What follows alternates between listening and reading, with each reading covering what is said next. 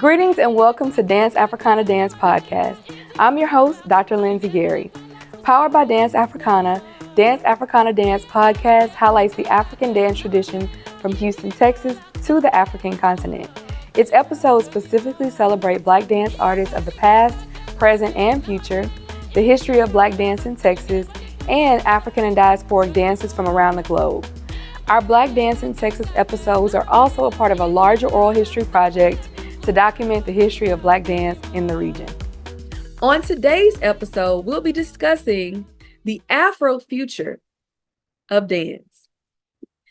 Our guests today will be sharing their practice and their work, and I'm very excited, as I always am, to welcome the legendary, the phenomenal Dr. Halifu Osumare. Thank you. I'm glad to be here. Thank you so much. We're happy to have you. And I want to share a little bit about you by sharing with our audience your bio.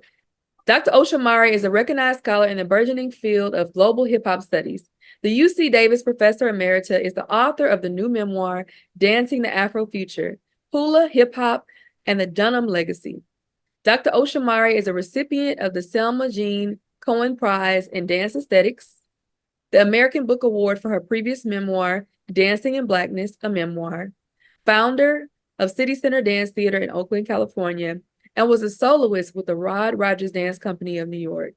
She currently lives in Northern California, but is a native of Galveston, Texas, and a protege of the Katherine Dunham. So again, thank you so much. It is tremendously exciting to have you here. I'm kind of fangirling a little bit over getting the opportunity to interview you and to share your immense work and legacy with our audience. And so I want to start off by just getting a little bit of more information. I know we read your bio, but as we said earlier, your bio, that was a really short bio for a host of things that we could have included, that could have been included, because you've had a legacy that has, and a career that has spanned decades. And so I want to start off by talking to you a little bit about where you're originally from in Galveston and how those, former years and those formative years, I should say, really shaped who you are today as a dance scholar. Well, thank you, Dr. Gary. I really appreciate being here and being able to share my story. Yes, I was born in the home of Juneteenth. I was born in Galveston, Texas, and I'm a baby boomer. So I was I came along just right after World War II. My family was very close. I knew my grandmother and on both sides. And what I found about Galveston is that it was, because it's an island and separated from the mainland, the closest big city is Houston, of course. It was able to kind of form, the Black community is able to form its own kind of infrastructure and ways of empowering themselves that was not so scrutinized as the Black communities on the mainland. And so I remember having to go to a secretarial school after regular school. And before we moved to San Francisco in the 50s, I was already typing 60 words a minute at 9 years old and learning what most of your generation doesn't even know that existed, Greg shorthand, which is what secretaries used to use with their bosses to write down letters and then use the typewriter. Any rate, I'm saying all of that to say that we had a strong educational infrastructure in Galveston. And when I came to San Francisco, I was far ahead of the whites, the Blacks, the Asian kids that I was then going to school with. So that segregated education and that segregated community was really phenomenal in terms of its emphasis on education. And I do attribute my following an academic career on that early kind of influence from Galveston. Yes, and I'm so glad that you mentioned that. I think a lot of times we don't always talk about the benefits that came out of that time period of Jim Crow, but I'm hearing more and more people who, were born and reared during that time who are saying, we were thriving. Education, businesses, community. And so Yeah. I'm so glad that you are explaining that and how that created who you would become. How that foundation was really strong enough to make you successful in any way you went. Yeah, for sure. Yeah, it was very important, and it segregation, made us do for self. It made us create our own institutions, and so I'm very pleased that I had that early upbringing before we moved to the quote integrated north of California and San Francisco in particular. And that was our great migration coming from this way. I know my grandmother lived in the San Francisco area for a little bit before she settled down in Houston as well, but she was from Louisiana. So very interesting history. But I want to ask you a little bit more about that as it relates to your dance traditions. Do you remember what dances? I mean, now you surprised me today when you said you were originally from Galveston. So do you remember what types of dances you all were doing, or how you were reared in dance as a young child? Where Well, were you first introduced to it? yeah, really, my household was not a dancing household. I have to say that and it the I guess my early dance influence would just come from my father. I kind of inherited his sense of rhythm and his love of music. But my mother and father divorced when I was very young, and so the household that I grew up in with her and my stepfather was not, a heavy dance household, or that music was always playing in that particular instance. So I didn't really grow up feeling that I had that kind of atmosphere in my home. But of course, I knew all the current dances that my peers and as I grew up as a teenager were doing. But it wasn't until I went to high school that I realized that dance could actually be a profession, and that you could really take it seriously and train in it and be a performer and make money at it. So I, uh, I was glad to have gone to a high school that had a dance program, and that's where I really began to take dance seriously, other than what we normally did on Saturday nights at parties. Right, right. And I was gonna ask you about that. So you believe that what was going on in growing up in the Bay Area helped you to recognize this future trajectory that you had access to. And I'm so happy to hear that was that place for you. Now I want to ask you, when you decided to take dance a step further, what was that conversation with yourself like after high school, when you got into college and decided to take dance beyond the physical part of it, when you decided to bring it into a level of scholarship? Well, first I had to discover the fact that I did want to take it seriously, and that I was going to make this a profession. And that came from the discovery um, that I had deep roots in dance. I was studying the Dunham technique from Ruth Beckford, who is our contact with the Dunham tradition in the San Francisco, Oakland Bay area. She was a former Dunham company member. But when I discovered dance with drums, with rhythm, other than piano that we always had with our modern dance training, that opened up an inner ear that took me into a kind of ancestral memory. And I had to touch bases with that ancestral memory through the drum in order to really take this whole thing seriously. This whole thing being the field of dance. And once that inner ear opened up to me and I began to hear the drums, not just listen to them, or hear the banging of them, but actually hear the rhythms, then that made me take it seriously, and I redoubled my efforts to get better in my technique, to be serious about also becoming an educator in dance, to be able to teach dance. And that again led to research in what was the source of this ancestral memory that I was hearing in the drums. And I began to do research on the sources of Black dance in America and realize that, of course, it comes from Africa, West and Central Africa to be specific, and everything went from there. So I had to wake up to that ancestral memory, and then I began to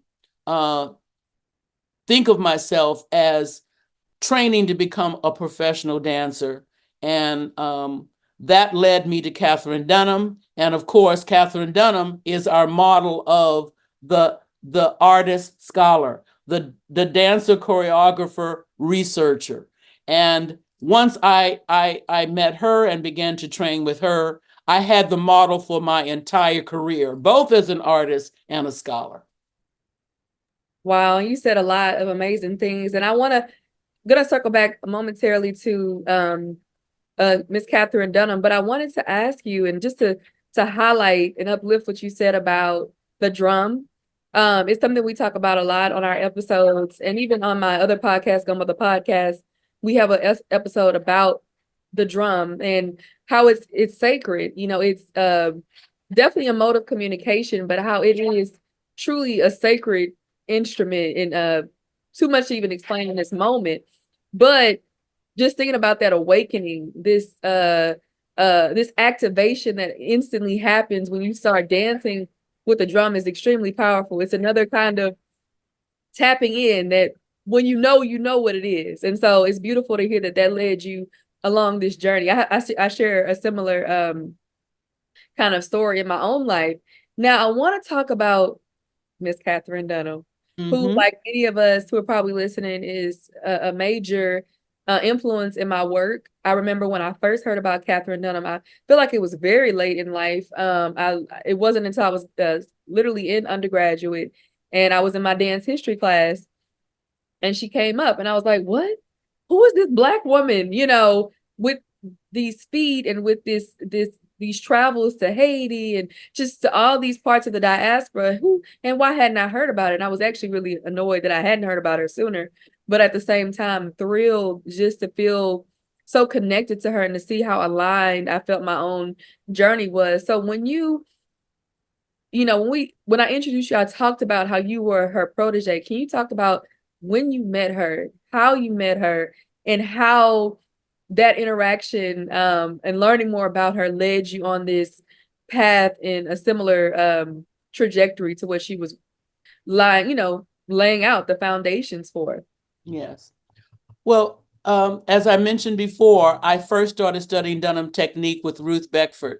So I have to give her credit for training me in my initial understanding of Dunham technique. But Miss Dunham, after she disbanded her company in the mid-60s, she landed in East St. Louis, and she became a professor at Southern Illinois University, Carbondale. She started what was called the Performing Arts Training Center. And out of that, she began to do an international seminar every summer around July, August. And people would come from all over the world. And I had heard about these seminars that she was having in the summer. And now I'm talking about the mid 80s that she began these seminars. So I was encouraged by my peers in Dunham Technique in the Bay Area to come to the seminars and to meet Miss Dunham and to actually study directly with her. I thought that I already knew Dunham Technique, so why did I need to go to the seminar, right? Well, that was my arrogance, and I I realized as soon as I went that I didn't know anything, and I had to sit at the foot of the master and relearn everything that I thought I knew and more. And we became very close. I started going every year to the seminar, and at that time, I was also teaching at Stanford University in the dance program. And so I decided that I wanted to do something for Miss Dunham because she had done so much for us as a community and as a dance community. And so I got my colleagues at Stanford over a 2-year period to come up with a budget to bring her there in May of 1989, to spend a month there teaching dance, anthropology, giving lectures, also teaching classes for the general public in the neighboring Black community to Stanford in East Palo Alto. And through those kinds of projects that I developed for Ms. Dunham, we became very close. And she mentored me even outside of this, out of the seminars. When I moved to Hawaii, I also brought her there. Cleo Parker Robinson, the dance diva of Denver, Colorado, she and I got together and brought Miss Dunham to 2 islands in Hawaii. So I'm saying all that to say that we had an exchange. I did for her. She definitely gave me more than I could have ever given her back, because she taught us that dance is not just steps. Dance is embodied knowledge. That's what dance really is. And when you are dancing, especially with that ancestral memory, you are passing knowledge into the time and space, and her emphasis on learning why people dance, why there are dance cultures, how people have preserved their history and preserved their value systems through the body and through the rhythms and the music that accompany those movements. I learned that I had to also train myself academically so that I could go deeper into that understanding of how culture, dance, and society work together. And I got an MA in dance ethnology and a PhD in American Studies at the University of Hawaii. And I've used all of that knowledge to really talk about and explain the concepts of how dance and culture work. And I have done that also through the contemporary expression of Black culture in hip hop, because I became a hip hop scholar. So all of that came out of my learning through the Dunham legacy, that we cannot take, we have to take our culture seriously, and we have to understand that when we dance, we are dancing wisdom, we are dancing knowledge. And I got all of that from Miss Dunham and the Dunham legacy. Wow, tremendous. And how powerful to have been able to study under her directly, and for you to be carrying on that torch and obviously adding so much more as you have gone along. It's so beautiful. I always say this, but there's an Akan proverb that one of my friends, he's actually a dance scholar. He's been on one of our episodes, now Dr. Kujo Emmanuel from Ghana. and he talks about, I remember the first time we met at Temple, he was saying our elders are our libraries. And that has always stuck with me. And I also think about, an extension of that being our bodies are our libraries. That is how we pass on knowledge. It's, our knowledge, and we understand that from an African standpoint. It's not just about writing something down, but that is an important part, but it's also something that we feel we can express physically, in our Exactly. movement, in our dances, and that is beyond powerful. So thank you so much for sharing that. And Mm-hmm. I want to shift gears a bit to talk a little bit more about how this has all influenced where we are today. So particularly looking at your latest work, but I want to ask you Hawaii. That is, I haven't been yet. That is top on my list to go. But that isn't, an indigenous land like all of our lands are. But I want to uplift that because a lot of our people in what we know as the United States don't recognize the colonial legacy of Hawaii. You know, how this was a land that was colonized just like the rest of this country and much of what's now the world, to be honest. But can you talk about that legacy in Hawaii? Well, Ms. Dunham taught us that you you must partake in a dance culture if you're surrounded by it. That if you're in a culture that represents itself through dance, as Native Hawaiian culture does, then and you're in that environment, you must partake in that, to understand your environment and to understand where you are. So when I moved to Hawaii, and this was in 1994, I immediately started looking at hula, and I ended up within an artist community where I met a Native Hawaiian kumu hula or hula teacher, and she asked me to come to take her classes. That's kumu hula Ehulani Stephanie, and I kept coming and taking once a week, taking her classes, and she was very surprised at how quickly I took to hula and could do hula.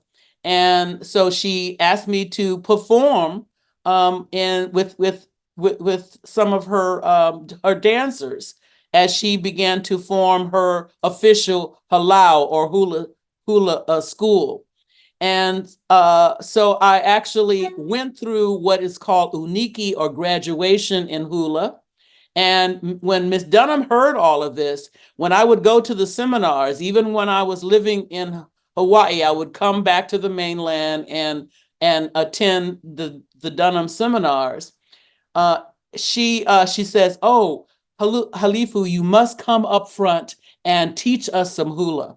So she was always looking at all kinds of dance and how dance and culture works together. And when she knew that she had a Dunham dancer who was also studying another form, she would want us to share that with the people at her seminars. And then she even hired me to teach a hula workshop to some young Black students, young girls in the East St. Louis community after that particular seminar. So I found that hula had a lot of similarities to Central African movement, especially Congolese movement. The hip movements are very similar. The orientation to the earth, where you have to bend your knees, not lift up as in ballet, not go up on your toes, but to actually sink The into groundedness. right. That get down quality that African dance has was also in hula. It was different, but she would always say, "I ha I ha meant to lower the body Mm-hmm. into the earth. And so the lower you could go, the more beautiful it they thought it was. And Wow. So the hip movements and the orientation of the whole body in relationship to the earth, I found very similar, and it was easy for me to learn hula because of my having studied with the master Congolese teacher in the Bay Area, Malonga Casque Lord. So yeah, I found indigenous cultures that have an earth base to them are very similar and have similar value systems. We would dance hulas about the elders or the ancestors who were the royalty. And so, very similar value systems, and it was easy for me to learn hula. And so I included that in my current memoir, Dancing the Afrofuture. Wow. I gotta go to Hawaii soon. I will say this, just to keep it brief. I remember being when I first started studying Congolese dance, maybe that was the same year I went to Brazil, 2017, maybe a little bit before that. And I remember immediately seeing the connections and seeing the similarities to hula. I've never done hula, but we see it on the media and in the media and all that. And even the regalia, the headdress, I was astounded by just how similar that, like the raffia and all that. And I'll keep it brief, but I have to bring this up. And I'm not sure if you have anything to share about it before we transition into more about the book. But I wanted to say that I remember being 10 years old, and it was maybe my second or third time in Washington, D.C. I went with my school, and my mom was a chaperone. And I remember going through the state capitol. And I remember in that kind of, I don't remember the particular name of the room, but it's a big open area, and it's full of all the, so-called founding fathers of each state. And, they had, of course, the Texas one and Alabama, they had all of them. They were all, white men. And I was like, Mama, who is that big black man? This huge statue. And when we walked up, because I'm thinking he looked like someone from Africa. So we walked up to it, and Hawaii. King Kamehameha, probably. I'm sure Yeah, it was that's King exactly who it was. Right. Yeah. He is the one who brought all the Hawaiian islands together. He's considered the founder of Hawaii as we know it. Exactly. And it's just interesting about how you're able to,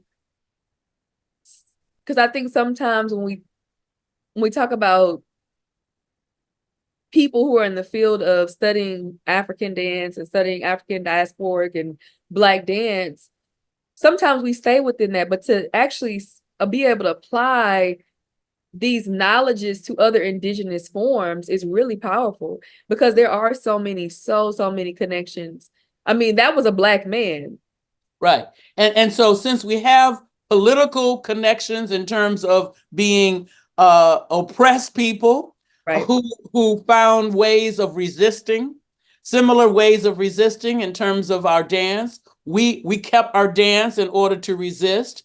They brought back hula, when it was banned and considered lewd and lascivious and anti-Christian when the missionaries came over there. We have very similar histories in terms of our political history and the attempted devastation of our cultures. And there are similar aesthetics as well. So it's a lot in common. A lot. And I want to uplift one more person. I can not remember her first name, but she recently passed, a big time scholar and activist around the decolonization of Hawaii. Last name Trask. Yeah. Haunani K. Trask. That's right. Dr. Haunani K. Trask. She founded the big Native Hawaiian Center for studies at the University of Hawaii at Manoa.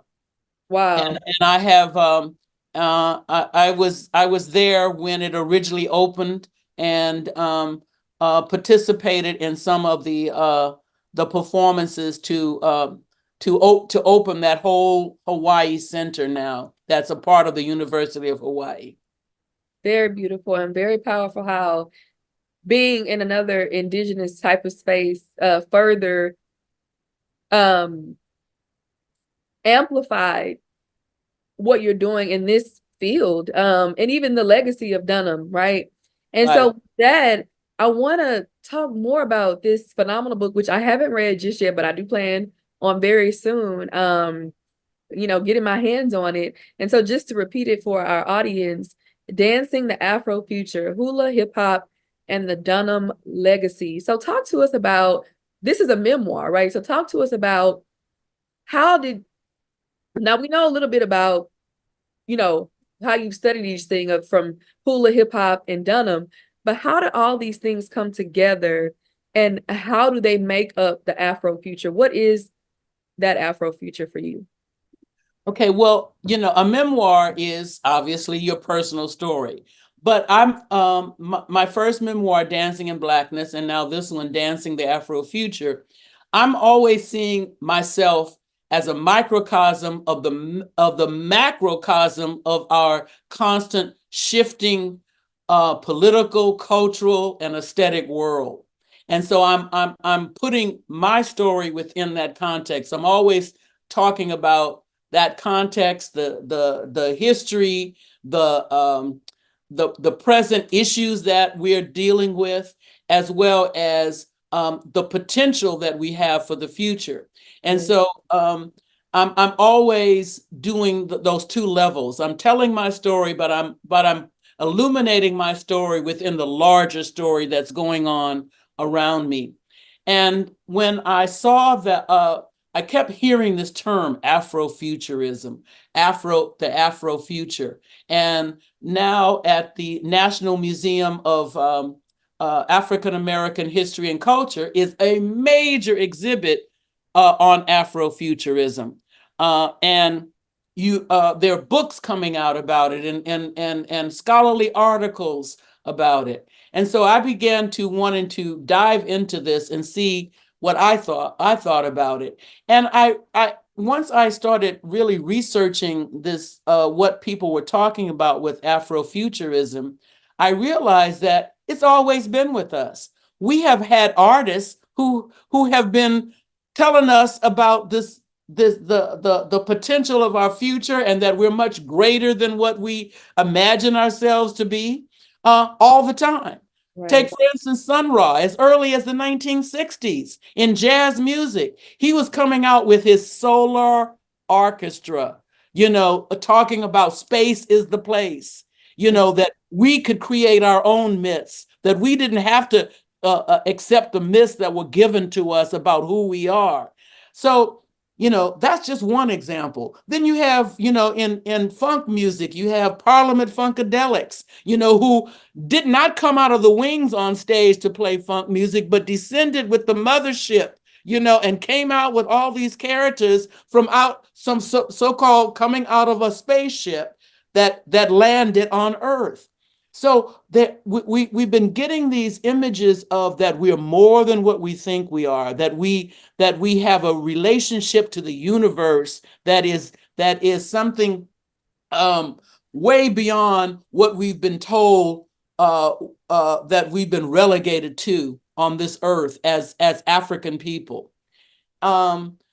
We have even in current day popular culture, we have Janelle Monáe, who's constantly representing herself as an android or acronoid. So these kinds of understandings of ourselves as more and futuristic has always been with us. When Star Trek first came out in the 1960s, we had Uhuru as this Black female figure on the starship in outer space. And I remember her, because I've met her, and I remember her saying that she really only wanted to do one episode of that particular show, or one season. And it was Dr. Martin Luther King, who convinced her to stay. And she says, but why? And he said, because we need to see ourselves in the future. We need to see that we are in the future. And so for me, Afrofuturism means that we as a people have always blended the past, the present, and the future as one. It's one circle. And this is why we revere our ancestors so much. It's because we're constantly seeing ourselves in this continuum of time. Right. This continuum of time, that the past is not really the past. The past is here with us in the present, and the future is here with us in the present. When I do ceremony, and we contact the spirit world, the orishas, the gods, they tell us that time is infinite. Right. That past, present, and future are one. And if we can comprehend that, then we can determine and empower ourselves for what we want to be in the future. And we no longer have to listen to anybody else's definition of who we are. Woo. Just let that sit for a second. And that's what I'm saying in the Afrofuturism, dancing the Afrofuture. We have to dance the Afrofuture. We have to know that we are empowered to create our own reality in the future. Nobody else can create that for us. Very powerful. And when we talk about two things, first of all, when we talk about the Afrofuture, and we talk about dancing the Afrofuture specifically, we're also talking about dancing in the past, dancing as our ancestors, dancing as our future generations. And I really want people to really sit with that, with what that really means. Yes. That our time is not linear. And I know we've been conditioned to believe that it is. But we're all here at once. And this, because someone is unseen, doesn't mean that we don't occupy the same time. And so I think thinking of that power, I mean, that's what it is. Tapping into it. And then now really accessing that through movement, through dance, through art, through culture. It's limitless. Who we can be, who we are, and who we were, because it's all that at the same time. It's unbound. Yes. Yeah. And that's that. I'm always emotional. I always get emotional at some point on one of these episodes. Yeah. But you are, you're doing the amen, you're doing the hallelujah, you're doing the coda to what I just said, because it's absolutely true. We have the power. We have to recognize it and we have to use it. Correct. Why is our music and our dance the glue that holds the whole world together? I mean, I tell my students, you're not doing the English minuet or the French quadrilles on Saturday night. What are you doing? Woo. You're doing Africanist style dance.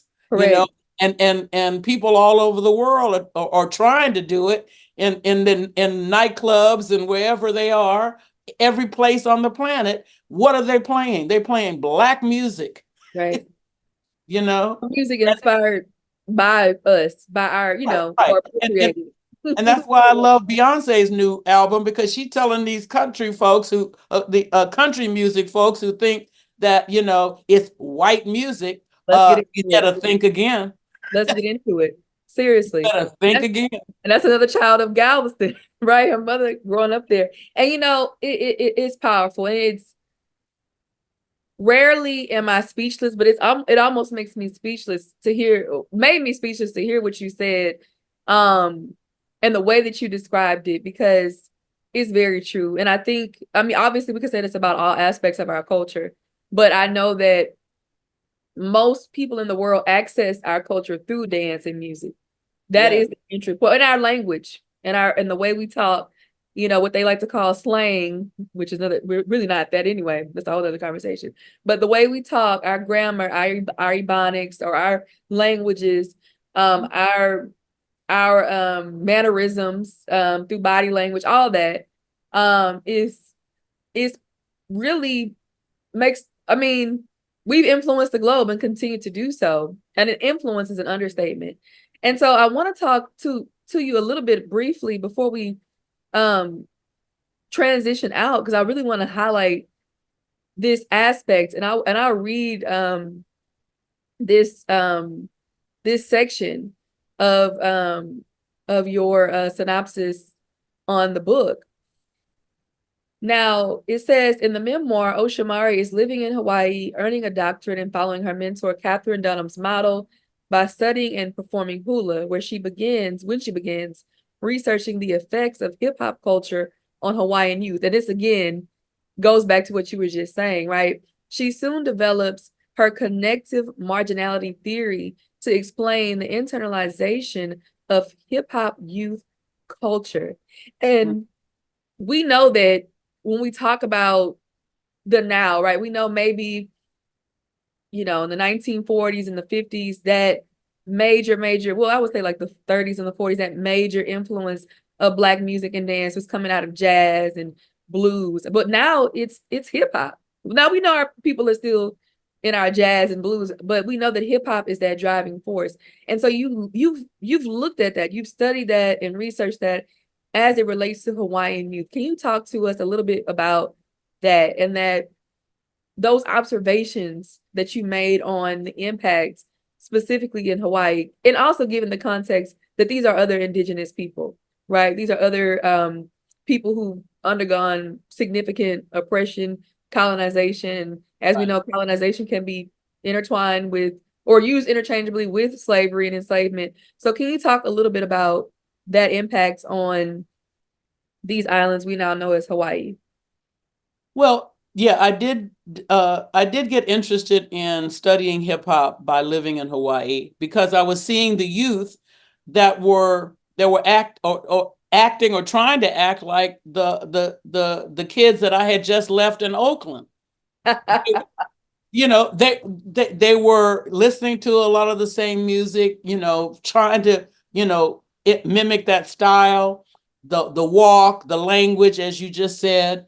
And so I said, there's something to this. I mean, because as a baby boomer, at that point, I wasn't that much into hip hop. I was into Whitney Houston and we all into Whitney Houston, let's be clear. Right.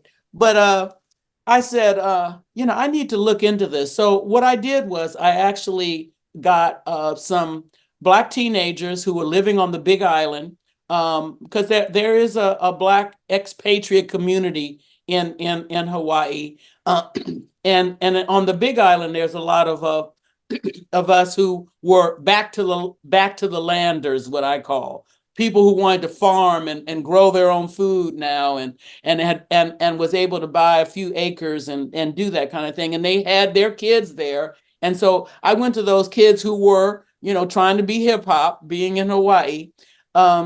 And I said, look, I need to know about this, because I'm interested in studying this. And they were very pleased to know that an older person was interested in their what they considered to be their teen culture. So they made mixtapes for me and wow. and and began to mentor me. So I went to the youth. I had to go to the youth. It was their culture.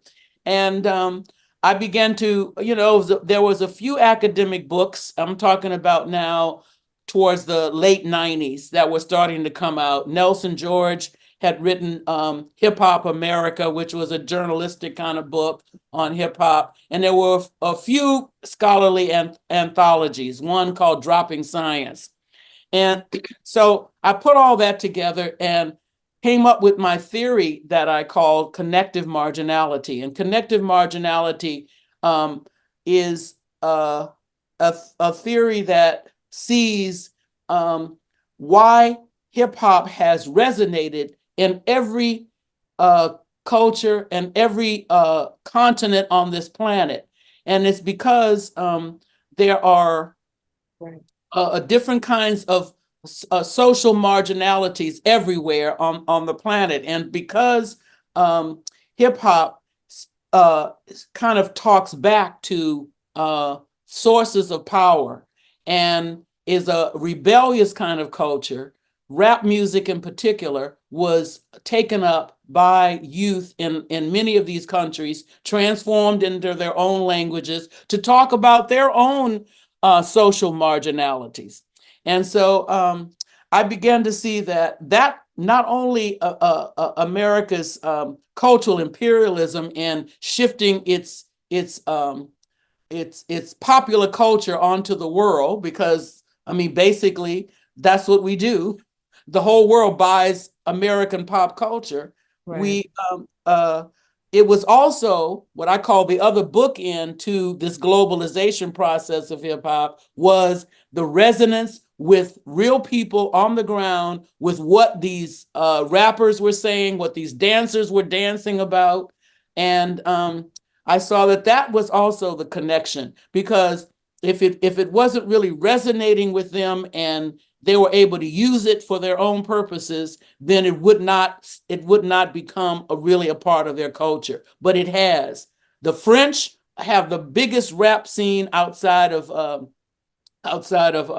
United States, and not just white French rappers, but I'm talking about those who are descendants from the Senegalese and the Guineans, and Right. everybody in France is using rap and hip hop. So in my first book, at the Africanist Aesthetic and Global Hip Hop, I compared Hawaii, France, England, Russia, and Japan in terms of how they were representing.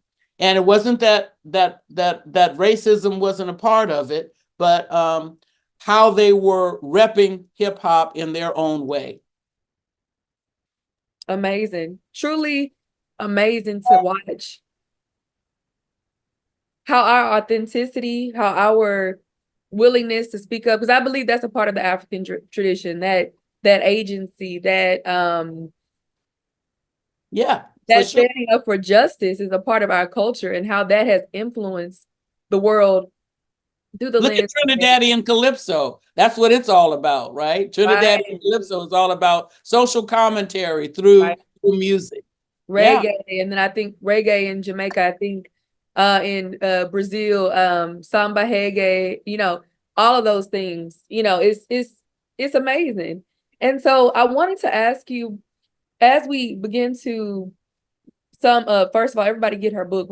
I'll say that again toward the end, but what do you want people to receive? I know people are going to receive what they want and connect with different things, but when you were writing this book, was there anything in particular that you wanted people to connect with, and anything that you wanted people to understand through this this work, this memoir of yourself, but also of our people? Yeah.